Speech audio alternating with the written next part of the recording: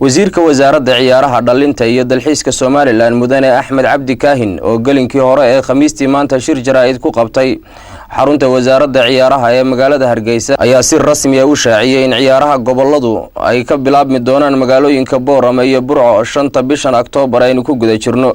wasiirku waxa uu xulalka gobolada ugu baaqay inay ku diyaar garoobaan magaalooyinka loo qoondeeyay in lagu qabto ciyaaraha qaybta hore ee Sreebreebka oo ah magaalada Boorama iyo Burco. bisha shanteedu Burco iyo Boorama way ka bilaabmayaan. dhammaan waxaan faraynaa ciyaartooyga gobolada inay bisha shanteeda ku soo dhamaadaan afarteeda ku soo dhamaadaan Burco.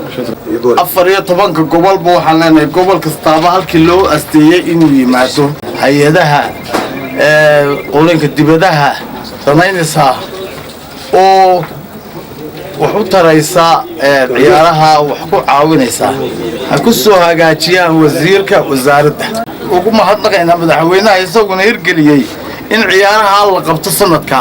dhanka kale waxa uu wasiirku ugu baaqay saxaafadda dalka inay si mug leh uga qayb qaataan baahinta tooska ah ee ciyaaraha si bulshadu ay gula socon karto dalka gudihiisa iyo dabadiisaba. gobolada galbeedka dalka oo uu weheliyo gobolka bariga ku yaala ee Cayn ayaa waxa ay ku ciyaari doonaan magaalada Boorama ee xarunta gobolka Awdal, halka gobolada bariga inta kalena ay ku kulmi doonaan magaalada madaxda gobolka Togdheer ee Burco. waxaana ciyaaraha si toos ah looga socon doonaa telefishinka qaranka Soomaaliland iyo telefishinada maxalliga ah ee dalka.